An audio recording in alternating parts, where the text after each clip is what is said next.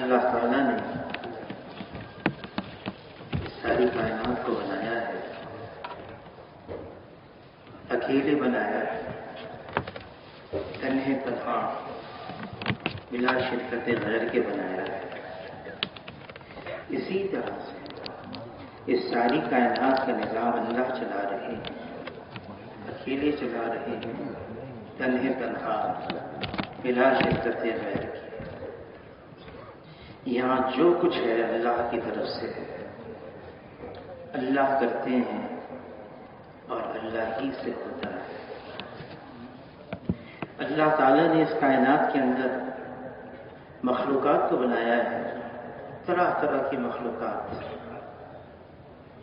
کوئی ایسی مخلوق ہے جو بہت نحیف، ضعیف، بہت معمولی، چھوٹی، یہاں تک کہ انسان اپنی آنکھوں سے بھی اس کو دیکھ نہیں سکتا ہے۔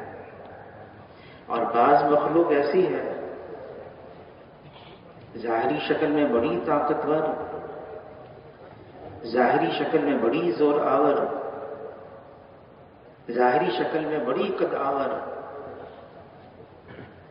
جیسے اللہ نے جبرائیل علیہ السلام کو بنایا ہے۔ اگر جبرائیل علیہ السلام اپنی اصلی حیت اور شکل میں آ جائیں تو جبرائیل علیہ السلام کا سر عرش معاملہ تک جائے، پاؤں تحت الثری میں۔ اور اگر جبرائیل علیہ السلام اپنے 600 پروں میں سے ایک پر کو کھول دیں، سارا مشرق ڈھک جائے، اور دوسرا کھول دیں، سارا مغرب ڈھک جائے۔ حیت اتنی بڑی، جسامت اتنی بڑی، اور اللہ نے طاقت اتنی دی ہے کہ جبرائیل علیہ السلام ایک پوری بستی کو اپنے ایک پر کے ایک کونے سے اٹھا کر وہ آسمانوں پر لے کر گئے اور وہاں سے الٹ دیا۔ بعض مخلوق بڑی زوراور، طاقتور ظاہری شکل میں، لیکن مخلوق ہے، اللہ کے سامنے اس کی کوئی حیثیت نہیں ہے۔ جیسے ساری مخلوق وجود میں آنے کے لیے اللہ کی محتاج ہے، ایسی ساری مخلوق استعمال ہونے میں بھی اللہ کی محتاج ہے۔ جو مخلوق چاہے گی وہ نہیں ہوگا، جو اللہ چاہیں گے وہ ہوگا۔ مخلوق کا چاہنا محض چاہنا ہے، اور اللہ کا چاہنا ہو جانا ہے، اور اللہ کی چاہت ہر چیز پر غالب ہے۔ فیصلہ اللہ کا ہے، حکم اللہ کا ہے، غلبہ اللہ کا ہے۔ اس دنیا کے اندر ایک پتا بھی اللہ کے حکم کے بغیر ہل نہیں سکتا ہے۔ کائنات کا ذرہ ذرہ یہ اللہ کے حکم کے اندر جکڑا ہوا ہے۔ تمام مخلوقات پر اللہ کا کلی اختیار اور کامل تصرف حاصل ہے۔ اس زمین کے اوپر جتنی حکومتیں ہیں، اس زمین کے اوپر جتنی سلطنتیں ہیں، اس زمین کے اوپر جتنی بادشاہتیں ہیں، ان سب پر ایک اللہ کی بادشاہت ہے، فیصلہ اللہ کا ہے، حکم اللہ کا ہے۔ اللہ کی طاقت، اللہ کی قوت، اللہ کی قدرت اتنی زبردست ہے کہ کوئی اللہ کو عاجز کر نہیں سکتا، نہ زمین پر نہ آسمان پر۔ سب اللہ کے محتاج ہیں، اور اللہ کسی کا بھی محتاج نہیں ہے۔ اللہ اول ہے، اللہ سے پہلے کچھ نہیں۔ اللہ آخر ہیں، اللہ کے بعد کچھ نہیں۔ اللہ ظاہر ہیں، اللہ کے اوپر کچھ نہیں، اور اللہ باطن ہے، اللہ کے علاوہ کچھ نہیں ہے۔ سب کو فنا ہے، سب ختم ہو جائیں گے، باقی رہنے والی ذات صرف ایک اللہ کی ہے۔ آئے گا وقت اللہ سب کو ختم کر دیں گے، تمام مخلوقات کو، یہاں تک کہ فرشتے بھی، جبرائیل علیہ السلام، میکائیل علیہ السلام، اسرافیل علیہ السلام، اسرائیل علیہ السلام سب ختم. پھر اللہ تعالیٰ پوچھیں گے لمن الملک اليوم، آج کس کی بادشاہت ہے؟ کوئی جواب دینے والا بھی نہیں ہوگا، اور اللہ خود فرمائیں گے للہ الواحد القہار، ایک اللہ کی بادشاہت ہے. اللہ خالق ہیں اور باقی سب مخلوق ہیں، اور اللہ مالک ہیں اور باقی سب مملوک ہیں، اور اللہ رازق ہیں اور باقی سب مرزوق، اور اللہ غالب ہیں اور باقی سب مغلوب ہیں. کوئی اللہ کے سامنے سر اٹھا کے مقابل بن نہیں سکتا، کوئی اللہ کے سامنے حکم نہیں چلا سکتا، کوئی اللہ کے آگے دم اور پر نہیں مار سکتا. مخلوق کی کیا حیثیت ہے؟ جس نے اللہ کو پہچان لیا جیسے اللہ ہیں، پھر وہ اللہ کے غیر سے، اللہ کی مخلوق سے متاثر نہیں ہوگا. وہ ایک ہے، اکیلا ہے، یکتا ہے، تنہا ہے. اللہ جیسا کوئی نہیں، اللہ کی کوئی مثل نہیں، اللہ کی کوئی مثال نہیں، اللہ کا کوئی نظیر نہیں. وہ وحدہ لا شریک لہ ہے. جس دل میں صرف اللہ سے امید ہوتی ہے، جس دل میں صرف اللہ کا خوف ہوتا ہے، وہ دل مطمئن ہو جاتا ہے. اور اگر دل میں اللہ کے علاوہ سے امید ہوتی ہے، اگر دل میں اللہ کے علاوہ کا خوف ہوتا ہے، یہ دل پریشان ہو جاتا ہے. اللہ کو پہچاننا، معرفت اللہ کی لینا، حاصل کرنا، یہ انسان کی زندگی کا عنوان ہے. وَمَا خَلَقْتُ الْجِنَّ وَالْإِنسَ إِلَّا لِيَعْبُدُونِ. اللہ نے جنات کو، انسان کو اپنی عبادت کے لیے. اور ابن عباس رضی اللہ تعالیٰ عنہ کی تفسیر ہے اِلَّا لِيَعْبُدُونَ سے مراد اِلَّا لِيَعْرِفُونَ ہے، اللہ کو پہچاننا، معرفت اللہ کی حاصل کرنا. اللہ کی معرفت، لا الہ الا اللہ، یہ کلمہ معرفت ہے. یہ وہ کلمہ ہے جس کے ذریعے سے یہ انسان اللہ کو پہچانتا ہے اور پہچان سکتا ہے.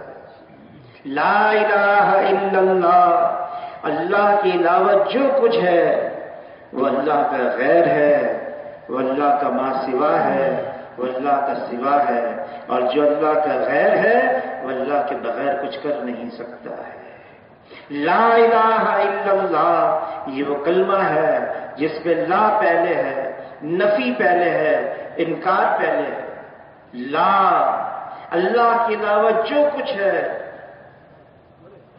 وہ مخلوق ہے، وہ بنا ہوا ہے، اور اس کے بنانے والے اللہ ہیں.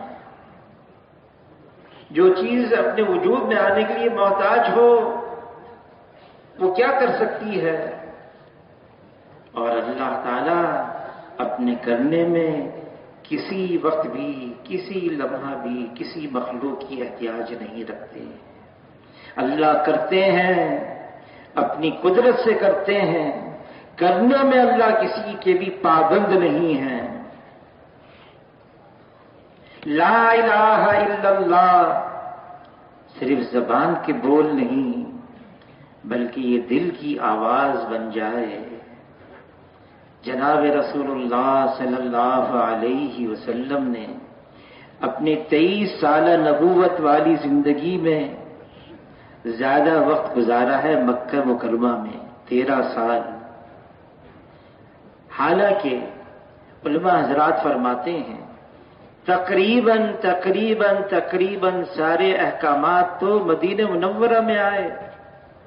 10 سال مدینہ منورہ میں، اور اس سے پہلے 13 سال مکہ مکرمہ میں. مکہ مکرمہ میں کیا ہو رہا تھا؟ عمر رضی اللہ تعالیٰ عنہ فرماتے ہیں ہم لا الہ الا اللہ کی حقیقت کو اپنے اندر اتار رہے تھے. لا الہ الا اللہ ہم نے پڑھ تو لیا ہے، لیکن یہ واقعی دل میں آ گیا ہے، یہ دل کی آواز بن گیا ہے، یہ حقیقت بن کے دل میں اتر گیا ہے۔ ایمان کے بول، ایمان کے الفاظ یہ بہت اہم ہیں، بہت قیمتی ہیں، بہت ضروری ہیں، لیکن ایمان کے الفاظ صرف الفاظ ہوتے ہیں۔ مولانا یوسف قادیانی رحمۃ اللہ علیہ فرماتے تھے، الفاظ تو حقیقت کی طرف اشارہ کرتے ہیں، حقیقت کچھ اور ہوتی ہے۔ اس حقیقت کو حاصل کرنے کے لیے محنت، جہد، قربانی، کوشش، اللہ کی طرف سے آزمائشیں پرکھیں گے، اللہ تعالی جانچیں گے، دیکھیں گے یہ لا الہ الا اللہ میں سچا کون ہے اور لا الہ الا اللہ میں سچا کون نہیں ہے۔ اللہ نے پچھلی قوموں کو بھی آزمایا ہے، اس قوم کو بھی، اس امت کو بھی آزمائیں گے۔ لا الہ الا اللہ 13 سال مکہ مکرمہ میں ایمان کی حقیقت کیسے مل گئی؟ صحابہ کرام رضوان اللہ علیہم اجمعین کو علی رضی اللہ تعالیٰ عنہ فرماتے ہیں، اگر میرے اور اللہ کے درمیان کے پردوں کو ہٹا دیا جائے تو میرے ایمان میں ذرے برابر کا اضافہ نہ ہو، میں تو اب بھی ایسا ہوں جیسے ان آنکھوں سے اللہ کو دیکھ رہا ہوں۔ اور واقعی ایسا ہو گیا تھا، ایمان کی حقیقت مل گئی تھی کہ اللہ تعالیٰ خود تعریف بیان کریں اپنے کلام پاک میں، اور ہم سے اللہ تعالیٰ یہ مطالبہ کریں، ایسا ایمان لے آؤ جیسے وہ لے کر آئے تھے۔ صحابی نے عرض کیا، اے اللہ کے رسول، میں نے آج کی صبح ایمان کی حقیقت کے ساتھ کی ہے۔ فرمایا کیا دلیل ہے؟ یہ جو تم کہہ رہے ہو آج کی صبح ایمان کی حقیقت کے ساتھ کی ہے، کیا دلیل ہے؟ عرض کیا، اے اللہ کے رسول، میرا یہ حال بن گیا ہے، میں دن میں روزے کی حالت میں ہوتا ہوں، رات کو اپنے بستر سے جدا قیام کی حالت میں اللہ کے سامنے کھڑا رہتا ہوں۔ میں ان آنکھوں سے جہنم کو، جہنم والوں کو ایک دوسرے کو لان تان کرتے ہوئے دیکھ رہا ہوں، میں ان آنکھوں سے جنت کو، جنت والوں کو ایک دوسرے کو سلام کرتے ہوئے دیکھ رہا ہوں۔ گویا کہ اللہ کا عرش میری نگاہوں کے سامنے ہے۔ حضور صلی اللہ علیہ وسلم نے فرمایا، اس کا مفہوم ہے، حارثہ تم وہ ہو جس کا دل اللہ نے ایمان کے نور کے ساتھ منور کر دیا، اس کی حفاظت کرنا۔ ایمان کی حقیقت، عرض کیا اے اللہ کے رسول، میرے ایمان کی یہ حالت بن گئی ہے کہ مونڈھوں پر بیٹھے ہوئے نامہ اعمال لکھنے والے کرامن کاتبین، ان کے قلم کے لکھنے کی آواز کو میں اپنے کانوں سے سن رہا ہوں۔ وہ تو ایمان والوں سے ایمان پھیلتا ہے۔ فرمایا مولانا یوسف قادیانی رحمۃ اللہ علیہ نے کہ کال سے کال پھیلتا ہے، حال سے حال پھیلتا ہے۔ صرف الفاظ ہیں، ٹھیک ہے، بہت اہم ہیں، بہت ضروری ہیں، لیکن ایمان کے الفاظ سے تو ایمان پھیلے گا، ایمان کے الفاظ پھیلیں گے، وہ تو حال بن جائے، حقیقت بن جائے۔ جلتے ہوئے انگارے ہوں اور ان کے ساتھ کچھ بجھے ہوئے انگاروں کو رکھ دیا جائے، تھوڑی دیر میں وہ بھی جلتے ہوئے انگارے بن جاتے ہیں۔ حضور صلی اللہ علیہ وسلم نے ایمان کا وہ معیار قائم کیا۔ ایک صحابی نے عرض کیا، اے اللہ کے رسول، میرا گزر ہوا بدر کے میدان سے، میں نے عجیب حال دیکھا، میں نے دیکھا ایک شخص ہے زنجیروں میں جکڑا ہوا ہے اور ایک دوسرا ہے اس کے ہاتھ میں گرز ہے. جو زنجیروں میں جکڑا ہوا ہے اس نے مجھے آواز دی، اے عبداللہ. میں حیران کہ اس نے مجھے کیسے پہچانا. اس نے میرا نام لے کر کہا. پھر خیال ہوا شاید اس وجہ سے اس نے کہہ دیا اے اللہ کے بندے. اور کیا کہا اس نے؟ التش التش، پیاس لگی ہے، پیاس لگی ہے. پھر میں نے دیکھا کہ جس کے ہاتھ میں گرز تھا زور سے مارا اور وہ جو زنجیروں میں جکڑا ہوا تھا وہ ایسا زمین میں دھنسا کے غائب ہو گیا. تھوڑی دیر میں پھر نمودار ہوا. پھر اس نے یہ کہا پیاس لگی ہے، پیاس لگی ہے. پھر اس کے ساتھ یہ معاملہ ہوا. جناب رسول اللہ صلی اللہ علیہ وسلم نے پوچھا کہ تم نے اپنی آنکھوں سے یہ سارا منظر دیکھا ہے؟ عرض کیا اے اللہ کے رسول، یہ منظر میری آنکھوں کے سامنے ہوتا رہا. فرمایا تم نے برزخ کو دیکھ لیا. تم نے جس کو دیکھا وہ ابو جہل تھا اور برزخ میں اس کے ساتھ یہ معاملہ ہو رہا ہے اور یہ معاملہ اس کے ساتھ حشر تک ہوتا رہے گا. غیب کا منظر، غیب کا نظام، ایمان کی وہ سطح مل گئی وہ ان کے سامنے ہو گیا. جو غیب تھا وہ مشاہدہ، جو مشاہدے میں اس کی ایسی نفی کی اللہ کے علاوہ جو کچھ ایسی نفی کر دی اس کی. لا الہ الا اللہ. مال سے زندگی نہیں بنتی، مال والوں سے زندگی نہیں بنتی. زندگی اس کی بنتی ہے جس کی اللہ بناتے ہیں. نقشوں سے، چیزوں سے کام نہیں بنتا. نقشے والوں سے، چیزوں والوں سے کام نہیں بنتا. کام اس کا بنتا ہے جس کی اللہ بناتے ہیں. عہدے سے، منصب سے، ڈگری سے عزت نہیں ملتی. منصب والوں سے، عہدے والوں سے، ڈگری والوں سے عزت نہیں ملتی. عزت اس کو ملتی ہے جس کو اللہ دیتے ہیں. اللہ دینے پر آئے کوئی روک نہیں سکتا. اللہ بنانے پر آئے کوئی بگاڑ نہیں سکتا. اور اگر اللہ ہی روک دیں پھر کوئی نہیں ہے جو دے سکتا ہے. اور اگر اللہ ہی بگاڑ دیں پھر کوئی نہیں ہے جو بنا سکتا ہے. اللہ نے ہمیں اس دنیا میں اس لیے بھیجا ہے ہم اللہ کو پہچانیں جیسے اللہ ہیں. جس نے اللہ کو پہچان لیا جیسے اللہ ہیں پھر وہ اللہ کو چھوڑ کر کہیں اور نہیں جائے گا. فَفِرُّوا إِلَى اللَّهِ، دوڑو بھاگو رخ ہو صرف اللہ کی طرف، اللہ کے غیر کی طرف نہیں، اللہ کے علاوہ کی طرف نہیں. اللہ نے ہمیں ایسا بنایا ہے، پھر ہمارے اندر ایک دل رکھا ہے. جناب رسول اللہ صلی اللہ علیہ وسلم فرماتے ہیں انسان کے جسم کے اندر ایک گوشت کا لوتھڑا ہے. یہ صحیح ہو گیا سارا بدن صحیح ہے، یہ بگڑ گیا سارا بدن بگڑا ہوا ہے. یہ گوشت کا لوتھڑا انسان کا دل ہے. یہ دل انسان کا، یہ اللہ کی تجلی گاہ ہے. اس کو اللہ نے اپنے لیے مختص کیا ہوا ہے. اس دل میں اگر کچھ اور چیزیں آ گئیں،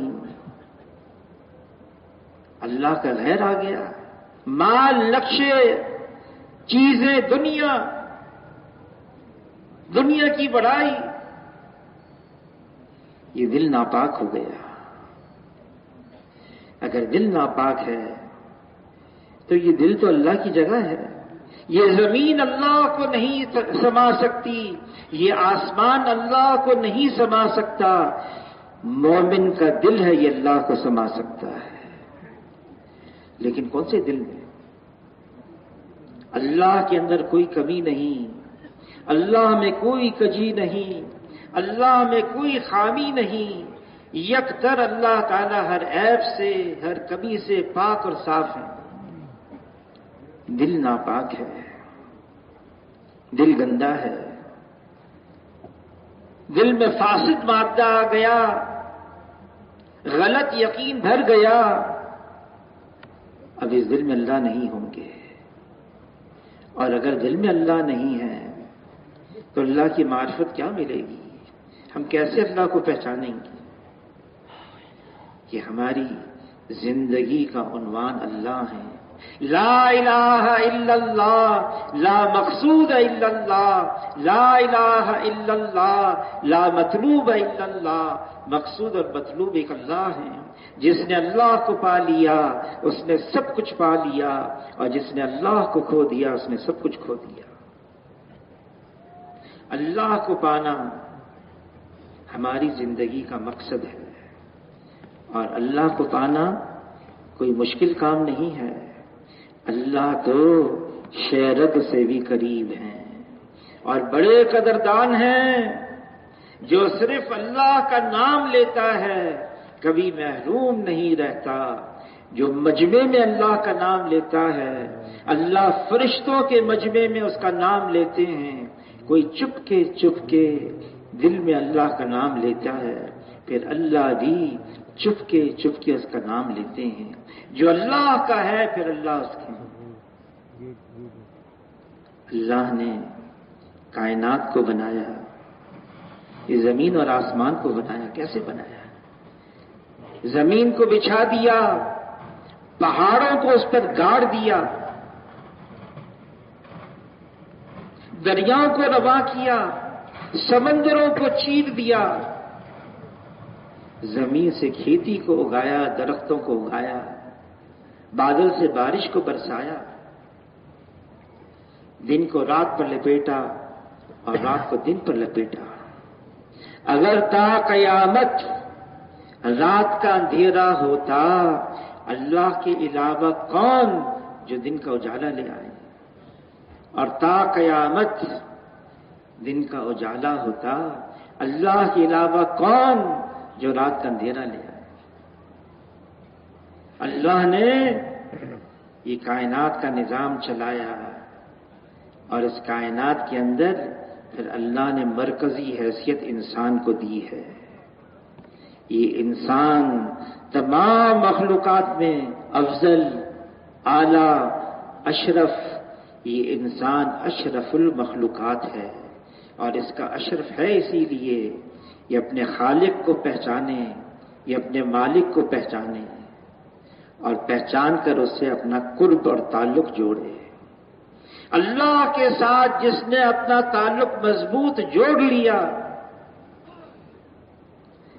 اس کو زندگی کا مقصد حاصل ہو گیا، اس کا دل منور ہو گیا، اس کا دل نورانی بن گیا، اس کے دل میں اللہ کی محبت آ گئی، اللہ کے اسماء الحسنی اس کے دل میں نقش ہو گئے، اور یہ ان اسماء کی حفاظت کرنے لگا۔ یہ خود اللہ کی صفات کا مظہر بن گیا۔ فرمایا جس کا مفہوم ہے نوافل کے ذریعے سے انسان اللہ کا اتنا قرب حاصل کر لیتا ہے، اتنا قریب تر ہو جاتا ہے، یہ دیکھتا ہے، اللہ کی آنکھ سے دیکھتا ہے، یہ سنتا ہے، اللہ کے کان سے سنتا ہے، یہ پکڑتا ہے، اللہ کے ہاتھ سے پکڑتا ہے، یہ چلتا ہے، اللہ کے پاؤں سے چلتا ہے، یعنی کہ اس کے بدن کے سارے اعضاء اللہ کی مرضی اور اللہ کے حکم کے تابع بن جاتے ہیں۔ پھر یہ جو کچھ کرتا ہے یہ اللہ کے حکم سے کرتا ہے، اس کے ماتحت کرتا ہے، اس کی مرضی سے کرتا ہے، اس کی مرضی کے خلاف نہیں کرتا۔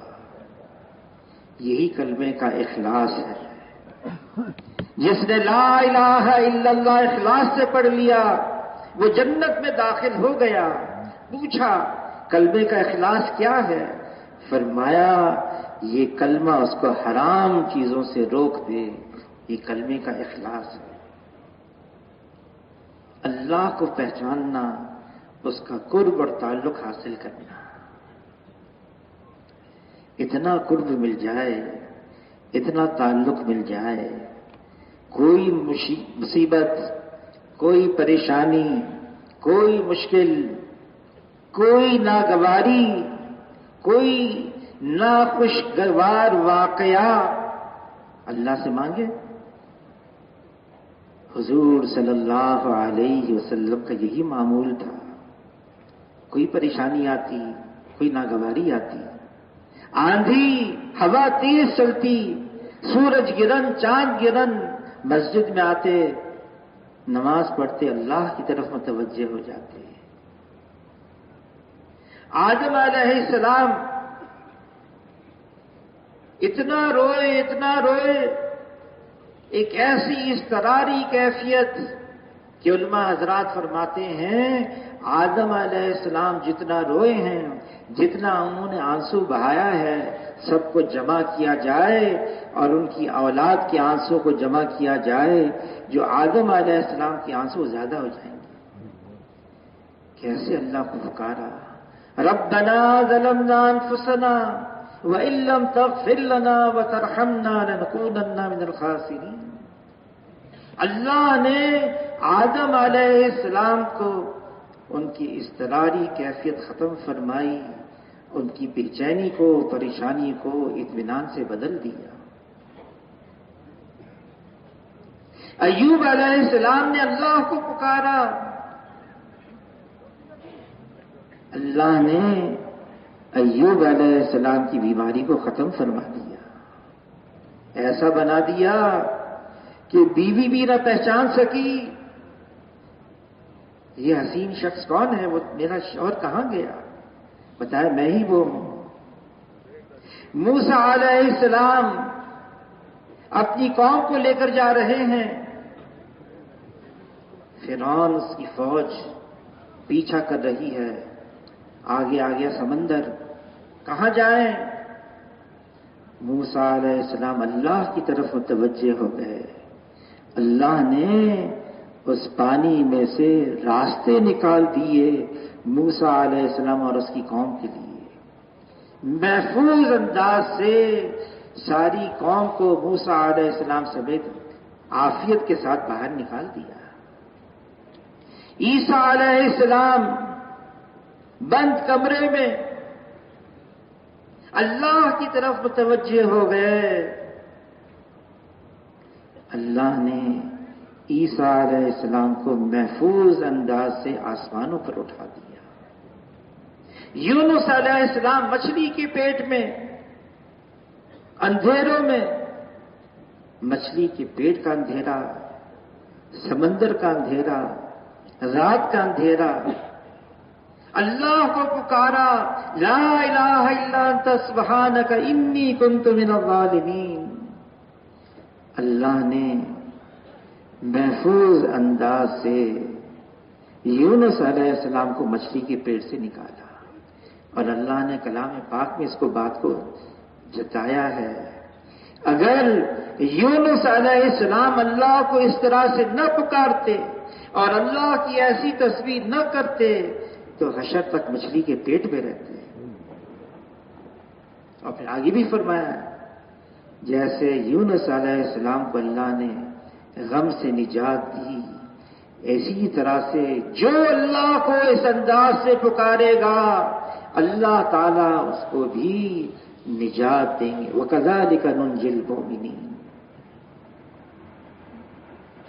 جناب رسول اللہ صلی اللہ علیہ وسلم ایک درخت کے نیچے آرام کر رہے ہیں، اپنی تلوار کو اتار کے درخت کی ٹہنی سے لگا لیا، مخالف آ گیا، دشمن آ گیا، خاموشی سے حضور صلی اللہ علیہ وسلم کی تلوار اتاری، جناب رسول اللہ صلی اللہ علیہ وسلم کو جگایا۔ حضور صلی اللہ علیہ وسلم دیکھے آدمی نیند سے جاگے، دیکھا کہ دشمن ہے اور میری تلوار اس کے ہاتھ میں، اور وہ یوں کہہ رہا ہے کون بچائے گا؟ جناب رسول اللہ صلی اللہ علیہ وسلم بڑے اطمینان سے فرمائے اللہ، ہاتھ سے تلوار گر گئی۔ حضور صلی اللہ علیہ وسلم کی اپنی تلوار تھی، اپنی تلوار ہاتھ میں اٹھائی اور یوں فرمایا اب تم کو مجھ سے کون بچائے گا؟ کہ آپ کریم ہیں اور ابن کریم ہیں اور ابن کریم ہیں۔ جو اللہ کی طرف متوجہ ہو جاتا ہے، اللہ کو پکارتا ہے، اللہ کے ماں سوا سے بالکل فارغ ہو جاتا ہے، میں ہوں اور اللہ ہو، درمیان میں کچھ نہ ہو، اللہ تعالی ظاہری اسباب کے خلاف کر کے دکھا دیتے ہیں۔ حضور صلی اللہ علیہ وسلم، بدر کی رات ہے، ایک عریش بنایا گیا، حضور صلی اللہ علیہ وسلم ساری رات اللہ کو پکارتے رہے، یا حیو یا قیوم، یا حیو یا قیوم۔ اور ابو بکر رضی اللہ تعالیٰ عنہ جس کیفیت سے حضور اللہ سے مانگ رہے تھے، ہاتھ دعا کے لیے اٹھاتے اٹھاتے اتنے اونچے ہو جاتے کہ بغل کی سفیدی بھی ظاہر ہو جاتی، کاندھے پر جو چادر تھی وہ بھی نیچے گر جاتی۔ ابو بکر رضی اللہ تعالیٰ عنہ چادر اٹھاتے، حضور کے کاندھے پر رکھتے، اے اللہ کے رسول بس آپ کی تو اللہ نے ضرور سنی ہوگی، سن لی۔ علی رضی اللہ تعالیٰ فرماتے ہیں رات کا اندھیرا، میں نے جو پردہ لگایا تھا اس عریش کے آگے ہٹایا دیکھنے کے لیے کہ حضور کیا کر رہے ہیں، اور حضور صلی اللہ علیہ وسلم سجدے میں ہیں اور آواز آ رہی ہے، یا حی یا قیوم برحمتک استغیث، اللہ سے مانگ رہے ہیں۔ اور پھر کیا نتیجہ نکلا؟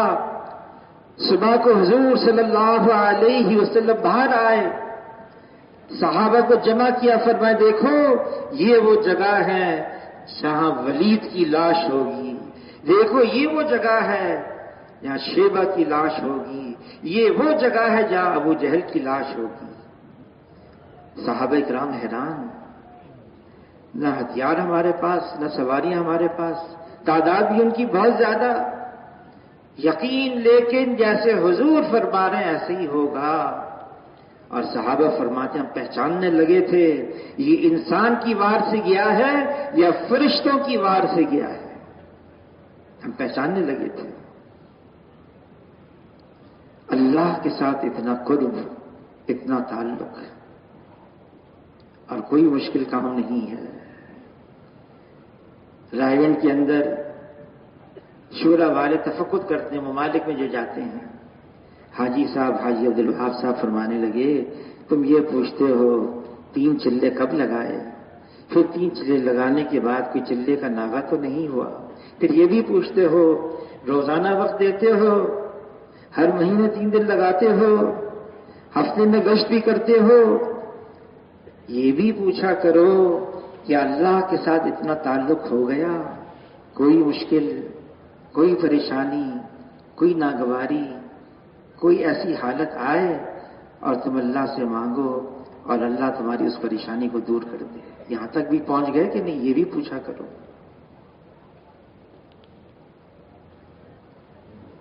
یہ نظام تو اللہ ہی چلا رہے ہیں، اللہ کے علاوہ کوئی نہیں جو یہاں کچھ کر سکے، سارا نظام اللہ کے۔ ہاں کچھ ہوتے ہیں ایسے، فرعون کیا کہا انا ربکم الاعلی، میں سب سے بڑا رب ہوں، کیا ہوا؟ فوراً نہیں پکڑا، موسیٰ علیہ السلام کو، ہارون علیہ السلام کو بھیجا، سمجھاتے رہے، نہ مان کے دیا، آخر کار چند ڈبکیاں پانی میں، چند ڈبکیاں، ہوش دکھانے آ گئے، اب کہنے لگا میں ایمان لایا موسیٰ اور ہارون کے رب پر، میں ایمان لایا رب العالمین پر، لیکن اب کیا ہوگا؟ پانی تو سر سے اوپر گزر چکا۔ ہوتے ہیں کچھ ایسے، یہ تو ابھی کی بات ہے، بہت زیادہ وقت نہیں ہوا۔ ایک پانی کا جہاز بنایا گیا، کئی ہزار مزدور دنیا کا سب سے مہنگا ترین پانی کا جہاز، کئی مہینے، اور اس کو بحر اوقیانوس میں سفر کرنا تھا، برطانیہ سے امریکہ۔ اس جہاز کے مالک سے پوچھا، کتنا محفوظ ہے تمہارا یہ پانی کا جہاز؟ معاذ اللہ کہنے لگا، اب تو خدا بھی اس کو ڈبو نہیں سکتا۔ پہلا سفر کیا ہوا؟ 20 سمندر میں ایک برف کا تودہ آیا، ٹکر ماری، وہ جہاز ڈوبنے لگا۔ وہی آیا جہاز کے کپتان کے پاس، کوئی صورت ہے اس جہاز کو ڈوبنے سے بچایا جائے؟ تو کپتان جہاز کا کہنے لگا، اب تو سوائے خدا کے کوئی اس کو نہیں بچا سکتا۔ اللہ کے ساتھ کوئی مقابلہ کرے؟ وہ اللہ جو کائنات کا خالق اور مالک ہے، وہ اللہ جو سب کو دے رہا ہے، دیتا ہے، سب کا داتا ہے، سب کا پالنہار ہے، سب کا حاجت روا ہے، سب کا مشکل کشا ہے۔ وہ کون ہے جو ہماری پریشانیوں کو دور کرتا ہے؟ وہ کون ہے جو ہماری بیماریوں کو صحت سے بدلتا ہے؟ وہ کون ہے جو نیکی کرنے والے کو اچھا بدلہ دیتا ہے؟ وہ کون ہے جو بھٹکے ہوئے کو راستہ بتاتا ہے؟ وہ کون ہے جو ٹوٹی ہوئی ہڈی کو جوڑتا ہے؟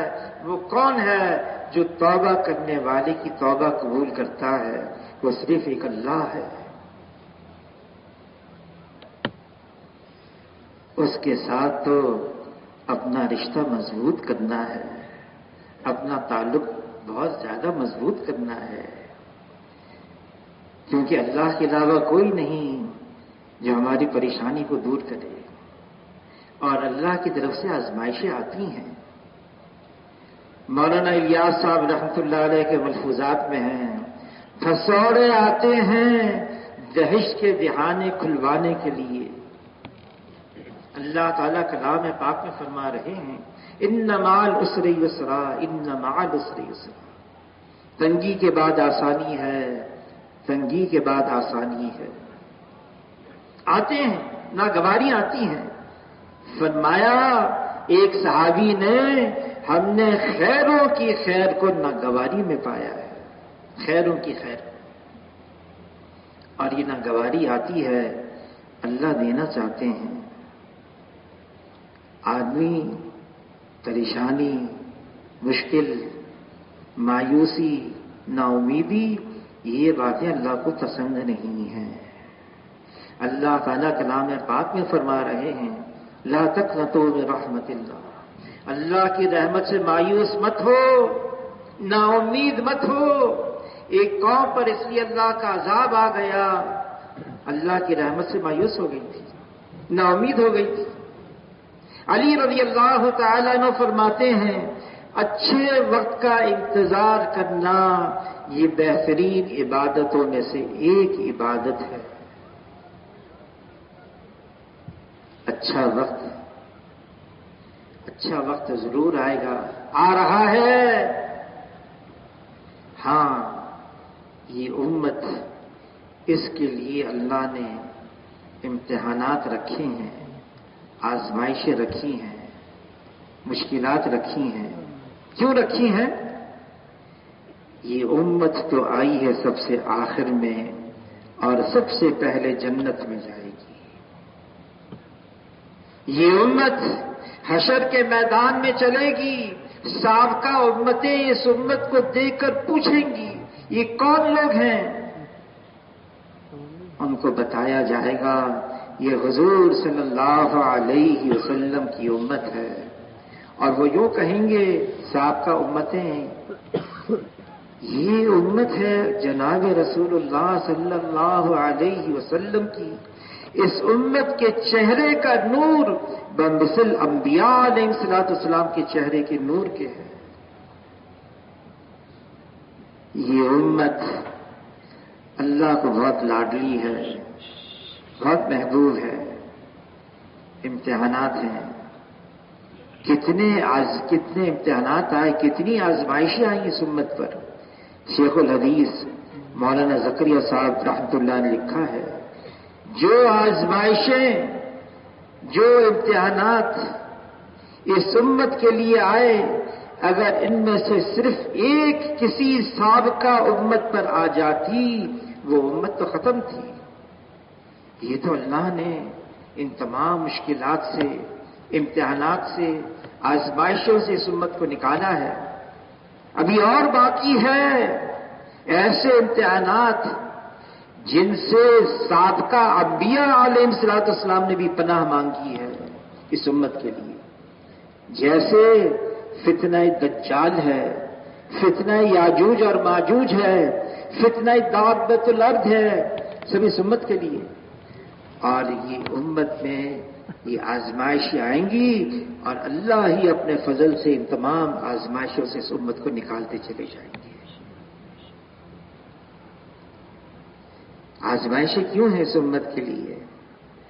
جو انعامات اس امت کو دینے ہیں.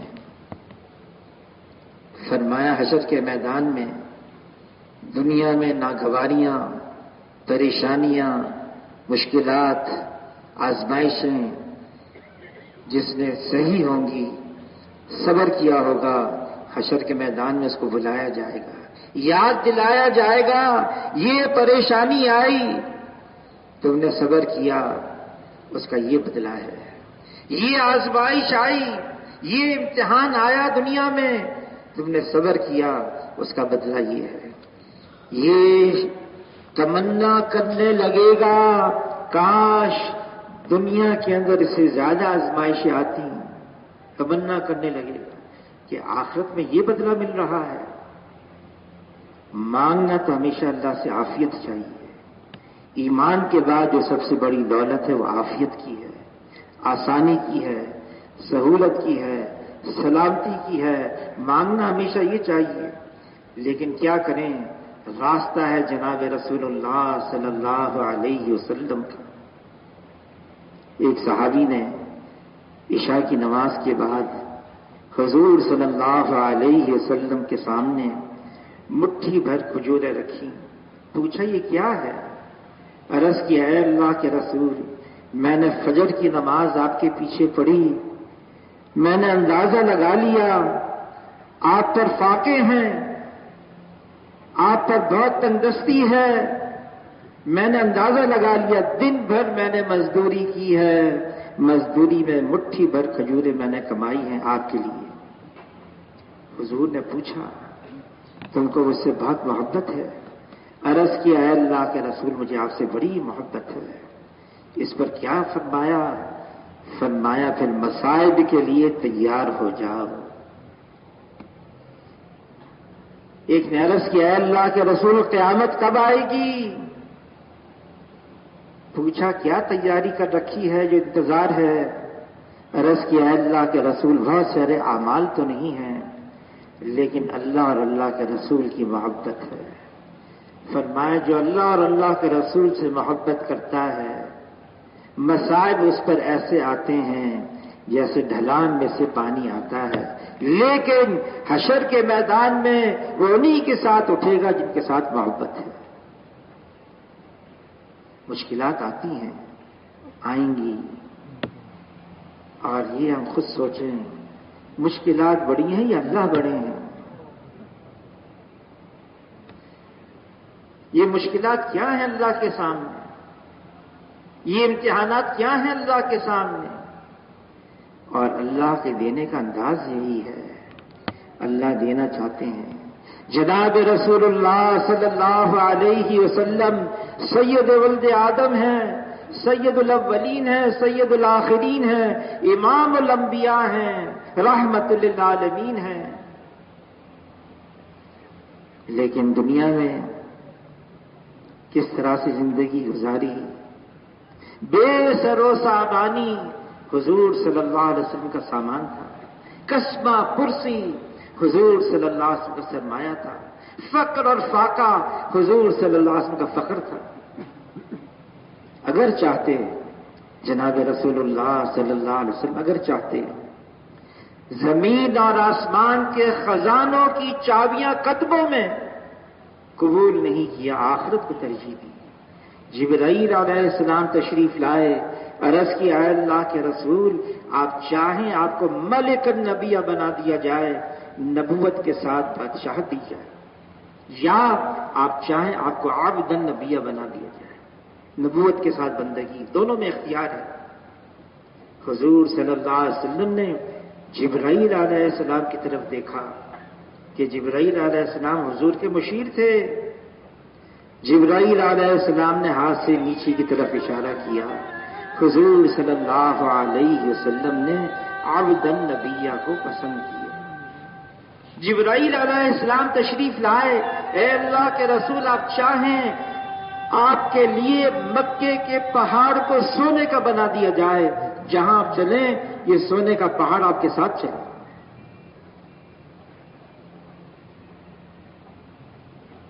کیا دعا مانگی اس پر؟ کیا دعا مانگی؟ اے اللہ، ایک دن میرا ایسا گزرے، کھانا اتنا مل جائے، کمر سیدھی ہو جائے، اس پر میں تیرا شکر ادا کروں، اور ایک دن میرا فاقے سے گزرے، اس پر میں صبر کروں۔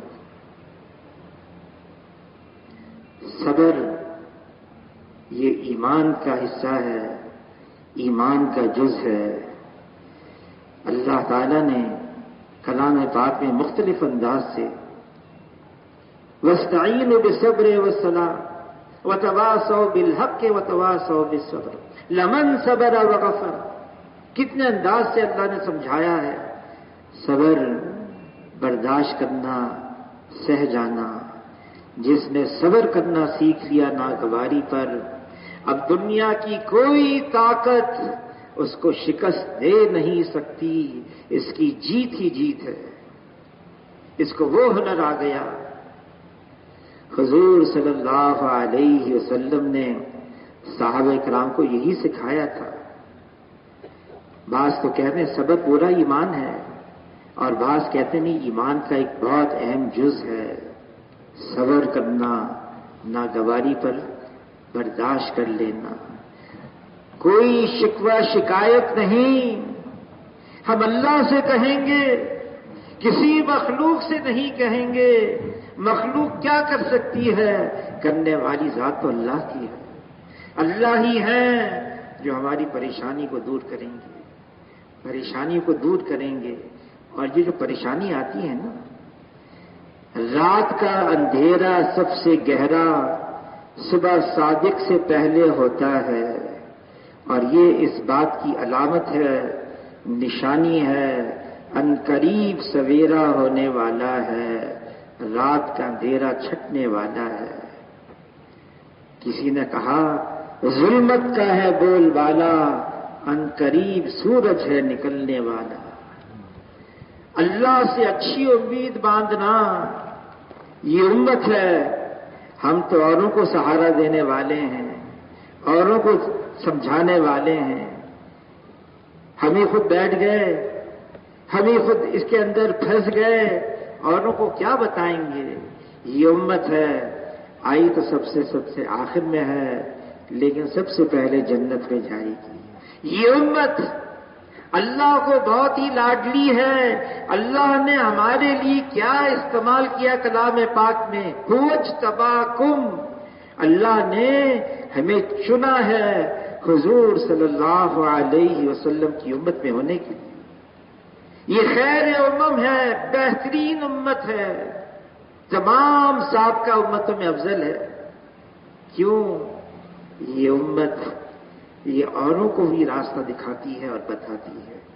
خود راستے پر چلنا، اس راستے پر جو جناب رسول اللہ صلی اللہ علیہ وسلم کا راستہ، وہ راستہ جو کامیابی کی طرف جانے والا ہے، وہ راستہ جو بہترین ہے، وہ راستہ جس سے تمام پریشانیاں دور ہو جاتی ہیں، سارے غم ہٹ جاتے ہیں، ڈھل جاتے ہیں، رات کا اندھیرا چھٹ جاتا ہے۔ یہ وہ راستہ ہے۔ اس راستے پر کیا ہے؟ خود دین پر چلنا ہے، اوروں کو دین کی طرف بلانا ہے۔ یہ امت ہے اللہ کی طرف بلانا، دعوت اللہ اس امت کا عنوان اور مقصد ہے۔ قل ھذہ سبیلی ادعو الی اللہ، اے محمد صلی اللہ علیہ وسلم آپ کہہ دیجئے یہ ہے میرا راستہ، اللہ کی طرف بلانا، اللہ کے دین کی طرف بلانا، اللہ کے احکامات کی طرف بلانا۔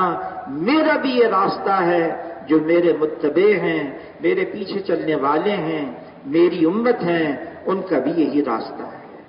دین پر چلنا، یہ دین ضمانت دیتا ہے دنیا کی کامیابی کا بھی اور آخرت کی کامیابی کا بھی۔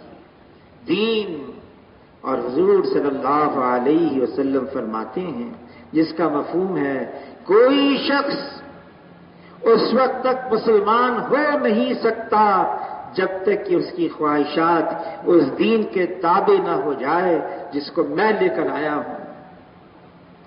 دین کا مطلب یہ ہے تمام اپنے جذبات کو قربان کرنا، اپنی خواہشات کو مکمل طور سے پورے کے پورے اسلام میں داخل ہو جاؤ، جی چاہے نہ چاہے، دل مانے نہ مانے، چاہے ہمارے تقاضے پورے ہوں ذاتی یا نہ ہوں، ہمیں تو اس دین پر چلنا ہے۔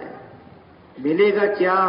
اللہ کی رضا ملے گی، اللہ راضی ہو جائیں گے، اور اللہ کی رضا سب سے بڑی دولت ہے۔ اللہ مل گئے، اللہ راضی ہو گئے، پھر اور کسی چیز کی کیا ضرورت ہے؟ اس کے لیے قربانی ہے، مشقت ہے، محنت ہے۔ جیسے صحابہ کرام کا راستہ نکل گئے اللہ کے راستے میں، جان اور مال اور اوقات کی قربانی دی، ہمارے لیے بھی وہی ہے، بس اتنا فرق ہے۔ شیخ الحدیث نے لکھا ہے اگر اس وقت کی امت صحابہ کا صرف 10واں حصہ کر لے، 10واں حصہ، اللہ ہمارے ساتھ وہ معاملہ کرے جو اللہ نے ان کے ساتھ کیا۔ صرف 10واں حصہ، وہ نکل گئے جان دینے کے لیے، جہاں گئے وہاں کی قبریں بنی، ہمارے لیے آسانی ہے۔ ہم 4 مہینے کے لیے، ہم 40 دن کے لیے، ہم 1 سال کے لیے اللہ کے راستے میں نکلیں، واپس لوٹ کر آئیں اور اپنے اپنے محلوں میں، اپنے اپنے علاقوں میں محنت شروع کر دیں۔ تو اس کے لیے اب فرمائیں کون کون ساتھی اس کے لیے 4 مہینے